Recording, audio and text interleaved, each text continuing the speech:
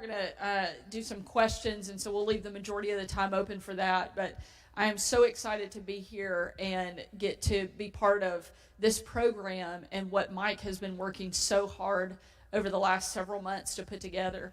I actually met Mike Rogers right here, and a few people around the room were part of that event. We did a roundtable specifically on workforce development, and we were sitting there, and this guy just wouldn't stop talking. He kept going and kept going, but he actually had a lot of important, knowledgeable things to say, and we walked out of there, and I said, we're going to hire him. I don't know for what. I don't know how we are going to convince him to leave the private sector and come work for the state, but I walked out of that room and I said, we have to have Mike Rogers helping us lead this effort. And I went on a crusade at that point to recruit Mike, and am so thankful that we were able to do that and get him to take on the new role that we created as the Chief Workforce Officer. There is very little that is more important in our state to help us drive economic development, economic growth, than building a skilled, qualified workforce. Over the course of the 2 years I spent on the campaign, every single community I went to, every single business leader I met with, whether I was in Northwest, Southwest, Northeast, Southeast, or Central Arkansas, every single one said the exact same thing. The biggest challenge they have in their business is hiring skilled, qualified workers. So we knew that had to be one of the biggest focuses that we had. Starting first with education, that was one of the biggest priorities I had during this last legislative session, and will continue to be the biggest priority I have, hopefully, as 8 years as Arkansas's governor.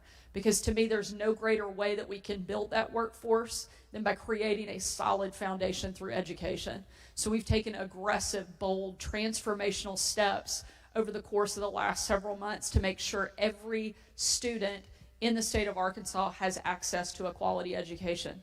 And now we want to help them get into the right work, into the right career, putting those kids on a pathway to prosperity versus being dependent on the system forever. And with the work that Mike is doing, we know that we can accomplish that. And so we're glad that you're here today. We're glad that you're going to help be part of helping us, because this is not something government can fix on its own. This is not something that government can wave a wand and make better. This takes everybody coming together. It takes the business industry, the community leaders, our educators, and government coming to the same table and working together to address this problem.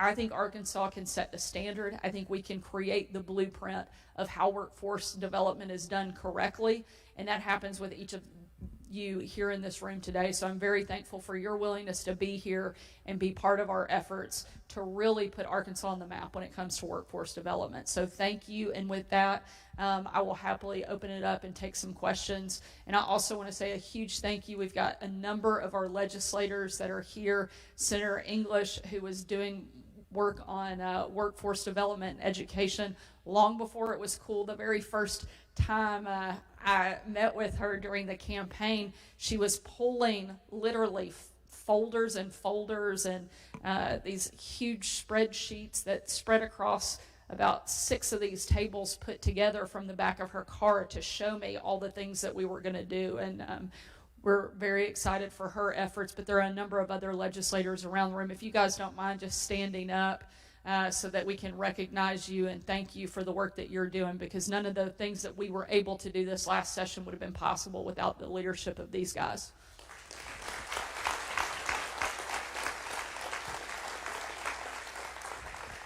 Thank y'all. And with that, I'm going to turn it over to Mike, and we'll be happy to take some questions. So we have our first question. You're going to see Mike run, the mic run. So Randy Henderson of Nucor had a question to start. You had to sit in the back corner, didn't you, Randy? Thank you, Mike. I just knew Mike would put me on the spot this morning. Everyone, if you have a challenge in your workforce, what challenges do you have in your workforce with regards to recruitment, with regards to people that need jobs, in regards to people that are unemployed? Randy, you want me to answer that or this group of people? kidding. So just want to make sure I understand the question correctly. You're asking what are the challenges that we have for recruitment? I think one of the biggest things certainly that I've heard, and obviously this room probably knows better, and different industries are going to have different problems, but so many of the kids that show up, and even adults, they're completely unprepared and unable to take on tasks that are given to them. One of the things that I met with and took a tour of a pretty large-scale manufacturing business down in South Arkansas, they told me that one of the tests that they give is to point out 3 different measurements using a ruler. And they're very basic. I mean, it was like, can you put, 2 inches and show me? And they give them a ruler and ask them to measure it out. They said 9 out of 10 students that come that are graduates from high school cannot do that. And so we aren't teaching basic skills. So we have to do a much better job. That's why education is so important, is we have to equip students. One of the things I'm so excited that doesn't get a lot of attention in the LEARNS legislation is the dual diploma track, where students in high school are getting to earn certification and credit so they can go immediately into the workforce upon graduation. They're getting those skills as sophomores, juniors, and seniors in high school, and they're being taught the things that they need to go directly into the workforce. And they're also developing a relationship with a community of business leaders that already exist right where they are. So I think that's one of the biggest pieces that we have to do a better job on, is equipping students with the right skills, engaging the business community into our education, bringing that in so that they're actually teaching the students those skills that they need so that they can go into the workforce, can make a huge difference. One of the other things that some people aren't super excited about and have had a little bit of pushback, that frankly I think is one of the more important pieces of the LEARNS legislation, is the community service requirement for graduation. And I had somebody ask me a few months ago, Sarah, what about the kid who doesn't have a parent that's engaged that will help get them to and from a community service project, or they may not know anybody in their community that can help them complete that? I said, well, that's the exact student that needs it more than anybody else, because they need a relationship with somebody that has a success story that they can look at and they can say, you know what, I can do this. Their school can partner with them. It is very achievable for us to help match them up with mentors within their community, so that not only are they seeing, hey, I can achieve this level of success, but they also have a point of pride. Even if it's picking up trash at the high school football stadium on Saturday or Sunday after the game, they get to come in on Monday and say, I did that. This is something they got to be part of. And for a kid to have that point of pride when they have very little else to be excited about and look up to, that changes things for them. So I think there are a lot of different pieces that are helping us prepare students in a way that frankly we have never done in the past. For so long we look at education as simply what does a student know, not asking the question, what can a student do when they graduate? And we have to take a step back and say, what are we preparing them to be capable of doing when they leave here? And if it isn't stepping into the workforce or going into a continuing education so that they are better prepared for the workforce, then frankly, those of us involved in the system are failing those students, and we have to do better, and we can. Anybody else? If you have a question, feel free to just raise your hand. You're right here on the front. We're sharing a mic, so. We'll share that mic as well. Governor, first of all, thank you very much for your emphasis. Thank you for bringing Mike on board and the focus. Just a little more specifically about state government from your perspective, how can you bring the resources of state government in your administration to addressing these particular needs? His question, because you didn't hear in the back, was what can we do as state government to bring the resources together? One of the things, and Mike, I'm going to put you on the spot and make you talk a little bit about this. My guess is you're going to walk the group through some of this here in a little bit. But one of the things that Mike has been working around the clock on is an online resource center, so that you can see in one location very easily, number one, what jobs are available right there in your backyard. What does it pay? And what do I need in order to get it? And it's something that an employee, an employer, all can go to, and it will be an easy to follow, easy to understand system, so that we're bringing all of the different elements to the same location and making it very user friendly. I think it's one of the things that will be a great resource tool for both individuals looking for work, but also employers seeking to hire. And that's something that will help us bring all of those resources to one location. It also allows us, if an employer says, I need 100 of a certain type of worker, we can easily help pull what we have available, people that are looking for work, specific things like that, so that we can work directly with the business community to help address a need. We can also then look at working with a high school or a technical center, much like the one we're standing in, a training facility. If there's a new company coming in, we can partner with them to help train those individual workers so they can go straight into the workforce using that resource center. So Mike, if you don't mind, can you give a little bit more color and breakdown to what you guys have been working on and the timeline too for the launch? I love to put the pressure on in front of a large crowd of people so that it happens faster. You know, it's been amazing, the orchestration of the workforce cabinet, which we'll get to soon, but the heavy lifters in the room, the people have been working tirelessly to bring together a vision, an idea, a strategy to serve Arkansans has been amazing. It started with the idea of eHarmony meets Indeed. Many of you have heard me say that already. Then I came back with, what if Google Maps meets Netflix, and it's a one-place, single sign-on portal, front place facing, that I can get this navigation, 6 clicks or less to an answer. So we haven't released the name yet. Are we going to keep them in suspense? We want to...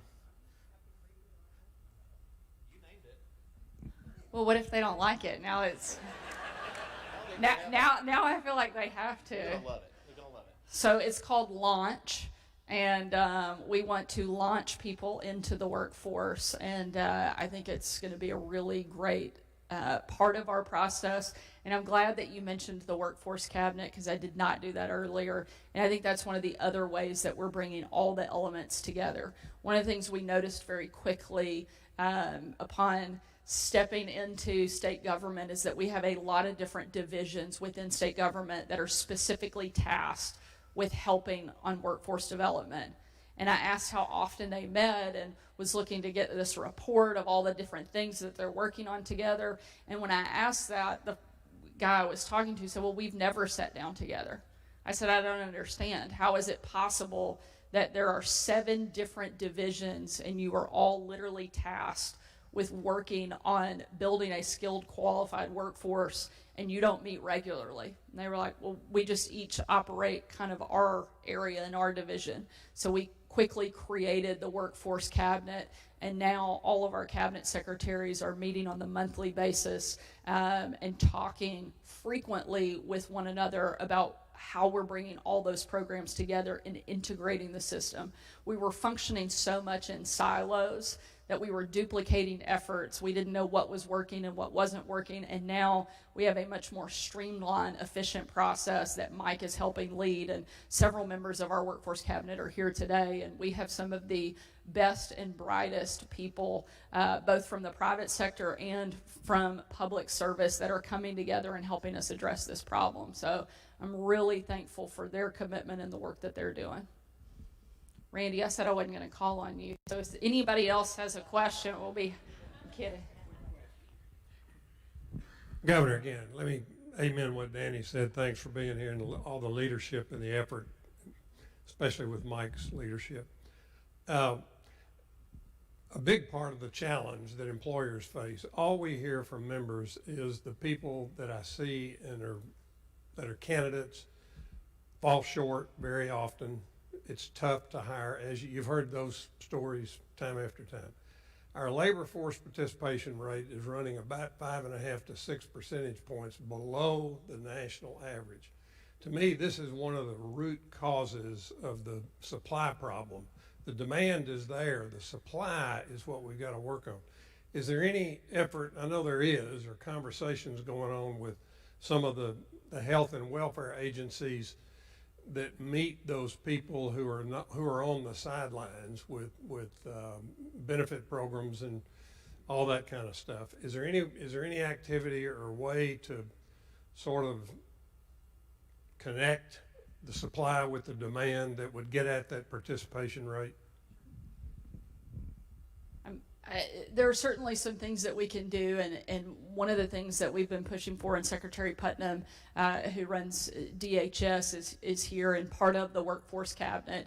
And one of the areas that we are aggressively leaning into are workforce requirements for people that are on government assistance and programs. When we have able-bodied individuals, they should be participating in the workforce of our state. And so we've applied for a waiver through CMS to pursue that. We feel very confident. I know it's been done in the past, but Arkansas is actually poised to, and I may put Secretary Putnam on the spot because she spent a lot of time researching and working for us to find a new way to apply for that waiver. And we feel like we have done that in a very creative and different way that puts us on much better footing.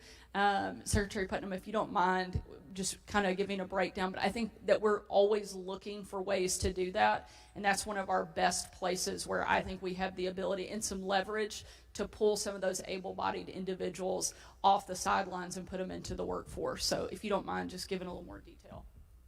I didn't know I signed up for a speaking part, but I'm Christy Putnam. I'm Secretary of Department of Human Services. Literally every issue that we deal with in our communities that's a social challenge can be solved with the right opportunity.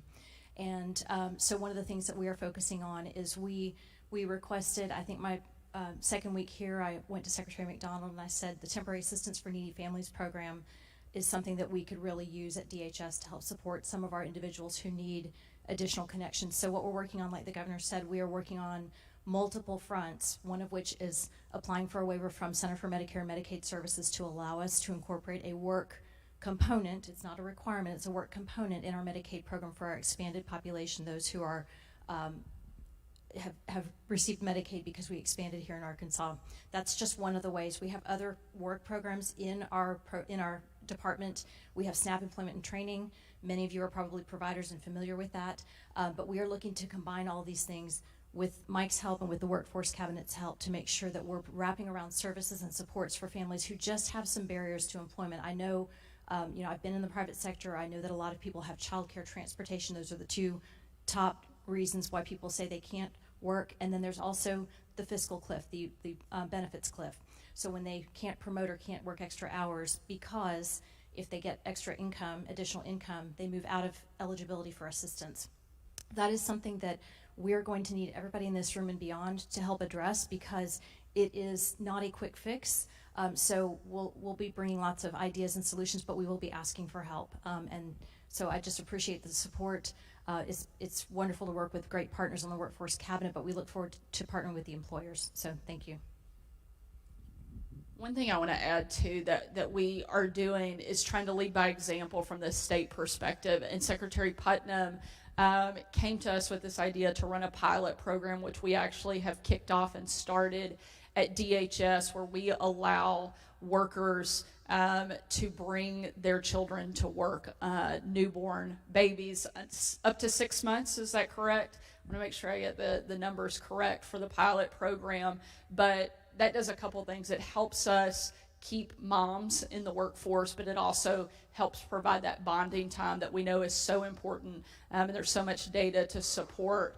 And so that's one of the things that we're trying to do from a state perspective is lead by example and allow those moms to continue in the workforce. We've also started a program that we're piloting at DHS as well that is part of that. And that allows parents to bring their kids to work on days if the school closes last minute, which a lot of parents have experienced over the last couple of years in particular. It's not a long-term daycare. We are not creating that at DHS, to be clear. But there are so many times where parents have something come up at the last minute, and they either means they can't come to work or they're leaving their kids at home by themselves. And so we want to alleviate that. And so we created that Bring to Work program. You have to have approval from your supervisor to participate in things like that, but it's something that we're trying to pilot from a state perspective, and we're continuing to look for innovative ways that we can engage and bring more people into the workforce, and lead by example as the state. Sure. Yes, ma'am. We want to capture it. We want to, people are watching remotely, so we want to make sure that it's here. Now you got to be careful. That's okay. I'm Sarah Roberts with Cobalt Aero Services in Hot Springs. We've run into the problem here lately where evidently the COVID crisis is over, so a lot of people are coming off of state insurance. And I've ran into a major crisis of everybody scrambling to get insurance, and I can't afford it. I can't afford my medicine. I can't afford this. They say I make too much, and they're making $11, $12 an hour. So what are we doing to alleviate that, or is it something that is going to fix itself, or they just have to reapply? Because we've had a lot of that. I was going to say, I think I'm happy to answer that if you'd like, Governor. So the public health emergency unwinding is what you're referring to, and we have gone through eligibility redetermination. If individuals are making too much money to qualify for their level of Medicaid, they have been discontinued. What we've been working on is we've been trying to partner with providers and with other community partners to make sure that if they qualify for support through the federal marketplace, that they are getting referred to that, because chances are if they're making just too much to qualify for Medicaid, they probably qualify for a significant subsidy up to 400% of the federal poverty level. So that's something that I'm happy to offer my contact information. People will be reapplying. If they were discontinued in error or they didn't return their information, then they should reach out to DHS, but we definitely want to make sure that they're connected to the right level of coverage. There's coverage for them, it just may be a different kind of coverage. Just to also add a point of clarification, I think one of the big things that people may not be getting a full picture is that we had, I want to say on average, about 20 to 30,000 people a month prior to COVID are removed from those roles as standard practice because they are no longer eligible. No one that is eligible for Medicaid should be removed. These are people who either have gotten jobs in the process over the last couple of years and no longer are meeting that eligibility requirement. This is something that we've always done and always removed people who are no longer eligible, but that was put on pause during the COVID pandemic. We went through a couple years where no individual was able to be removed, whether they had taken on a new job or had no longer met the eligibility requirement. We could not remove them, and so we had a backlog of about 400,000 to 500,000 people roughly that were no longer eligible, that traditionally would have been rotated off. So it feels like there are a lot more all at one time, because there are. But there was a law passed that also required Arkansas to remove those individuals within 6 months. And so DHS has been working around the clock to put out notification to those individuals that they would be removed, but if they felt that was a mistake, they could reapply. And there were a lot of different processes and points of contact attempted to make sure anybody that was eligible still received care. And if you know, as the Secretary said, there are a lot of different pathways. Even if it's not Medicaid, there are a lot of other options that we can help facilitate through DHS if they still need assistance. Sure. Yes, sir. Walk that back there to you. Thank you for meeting me halfway. Yes. Thank you for having this. My name's Chris West. I own a plumbing business, 34 years in the trade, so I'm here to represent skilled trades, also representing Plumbing, Heating, Cooling Contractors Association of Arkansas, which has newly been formed. My question is, my business model, to frame the question, my business model has been to recruit young kids out of school. I've had to mainly draw in the first 20 years probably from homeschool programs because there was this wall in the public education system. It's been my goal to basically recruit young kids, give them a trade, mentor them into life, make it to where they can have a lifelong career for me with all the benefits that the white-collar world enjoys. And we've achieved that. So my question is, what can we do to re-educate the educator that skilled trades is not a second choice? One example, I have a employee that's an apprentice, and he has a master's degree with speech pathology and literally worked a year in the program and left because he couldn't find the value in what he was doing. And so basically he's a classic example of where he was misdirected, at an early age. So how can we re-educate the educator? First of all, if you could give your number out to everybody in the room, because anytime you really need a plumber, it's very hard to get them to show up. So I feel like you have a pretty captive audience for business right here. But I think you pose a really great question, and certainly a problem that we have allowed to build exponentially over the last several decades. For so long, we kind of pushed, frankly, what I think is a lie to so many kids. Most of the people in this room were raised to think that if they somehow didn't go and get a 4-year degree, they were less than, when nothing could be further from the truth. We have to change the way that we are talking about opportunity that exists right here in our own backyards, whether it is that skilled trade in plumbing, electricians, manufacturing. There are so many incredible pathways for students that don't require a 4-year degree. Putting those apprenticeship programs, that dual diploma track that we're trying to implement into high schools all across the state, those are the types of things that I think we will see a real difference. But letting kids know that there are a lot of different ways to build a career and be successful is really important. One of the things I talk about a lot too is we have to put it in terms that kids understand. You start trying to talk to a 15, 16, 17-year-old kid about their 401k and the benefits and things like that, you've lost them. You start talking to them about the fact that they may be able to own a boat and have season tickets to the Razorbacks, you all of a sudden have their attention.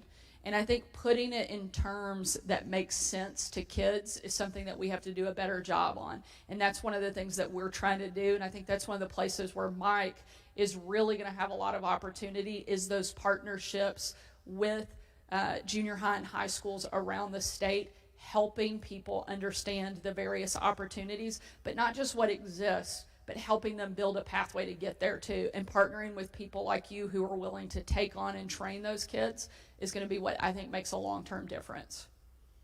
I think we got time for a couple more questions. Yes, ma'am.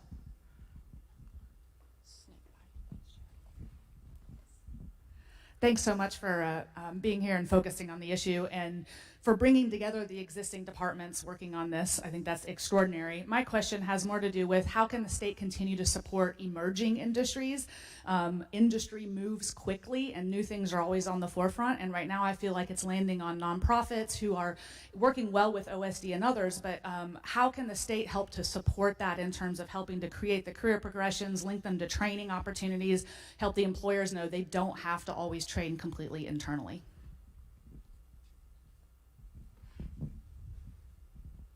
Great question. I think that's where we have to lean somewhat on the business community to help us guide those steps. That's one of the things I know that Mike is trying to work on. But one thing I try to point out is that as a small state, we have the ability to take on a handful of things and do them really, really well. We don't have to be all things to all people. We don't have to be the best in 400 different industries, but we can be really good at about 20 or 25. So let's zero in on the places where we know we can win, and let's really lean into those spaces. That's kind of what Mike has been building out, that I know he's planning to walk through, is some of the categories, and then building skills training centers around helping produce and provide the skills training needed so that we can be number one in those categories. If we go out, and Hugh McDonald, the Secretary of Commerce, is here, and if Hugh tries to chase after every single business, every single potential company anywhere on the globe, we'll never land anything. But if we decide there are a handful of places where we have the right to win, and we're really aggressive, and we build the skilled training centers around those areas, then I think we have the ability to really transform our success story. And so that's what we're trying to do, is streamline that process and really focus in on some key areas that we know we can really excel in. Class is over. Hopefully that means it's lunchtime. We'll take one last question right here. Hey, Hey, Governor Chad Causey, Arkansas Aerospace and Defense. You touched on a lot of critical points on getting kids into the workforce. And I think our industry, I represent aerospace and defense companies that have a major presence here in Arkansas, as you know, and we'd be remiss if we didn't talk about creating the jobs that require these critical, important conversations about workforce training. And just wanted to say thank you to you and your team, the governor's office, at Secretary of Commerce, McDonald, and AEDC for leading a group of aerospace and defense companies over to the Paris Air Show, the largest air show in the world. I think that is critical in order to recruit the jobs to come here. I think we're seeing that success. And we have got to have those jobs in order to fill them. And one of the things that our industry has focused on is how do we get and encourage that next generation workforce. And I think you just touched on this a couple of questions ago in discussing, how do you make it resonate with a junior high kid that is trying to figure out what they're going to do for a career, and maybe a bass boat and Razorback tickets is more appropriate. I call it the Boom and Zoom. I pitched Mike on the Boom and Zoom Academy. Y'all went with Launch, but I think Launch works for me too. Well, good. My question is, what can industry do to work with you, to work with Mike, to assist y'all in making those critical connections for kids in junior high, high school that are making those career decisions? What can we do as an industry to support your efforts? First of all, thanks, Chad. I think you standing up brings up a valid point, kind of what you were asking and what I was talking about before in spaces that I think Arkansas has the right to win. Aerospace and defense is one of the places where Arkansas has a right to win and where we're frankly leading. It is now the #1 export that we have, which a lot of people don't know. It's $1 billion industry for the state of Arkansas and growing. And that's exactly the type of area where we can lean into and continue to grow. How we, I think, talk to those students is frankly sometimes you guys showing up. I know, Randy, you guys have done a lot, and through Be Pro, Be Proud, y'all have gone around and shown kids and let them come in and, play with simulators and see what a job actually looks like. But showing up, I think, is half the battle. So many kids have no idea what opportunities exist. And so that's one of the reasons we're trying to build these partnerships, so that not only do kids know what their life can look like with the paycheck that they can earn, but they also have hands-on experience and the ability to talk to somebody who is leading in that industry that they can see that is somebody who's part of their community. And they know what that looks like for them in a town like El Dorado or Smackover or Paragould. They get to see it firsthand. And I think that makes such a huge difference because so many kids just don't know what exists.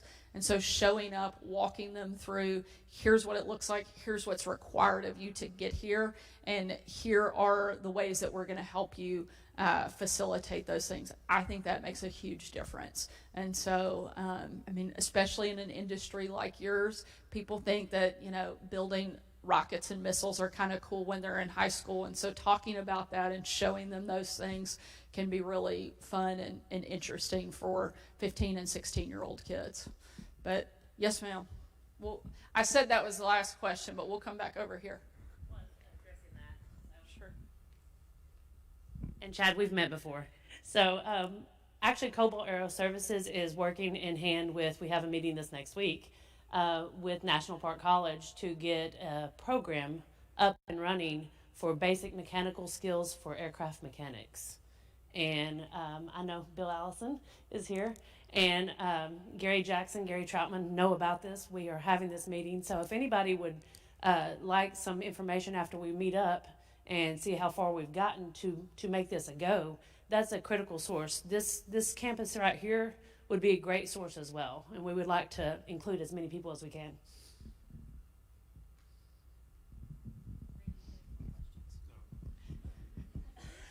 Well, I want to say again, thank you so much for whoever's controlling that obviously didn't vote for me. So, Only kidding. I want to say again how much we appreciate you showing up. I think that for so many parts of this puzzle coming together is all of the various sectors working hand in hand. And that's what I'm hopeful Mike is able to achieve, is bringing all the players, all the stakeholders to the same table and helping address the problem. I want Arkansas to lead in this effort. I know we're capable of it, and I think that the willingness and the number of people that are in this room today shows that we're serious about doing that.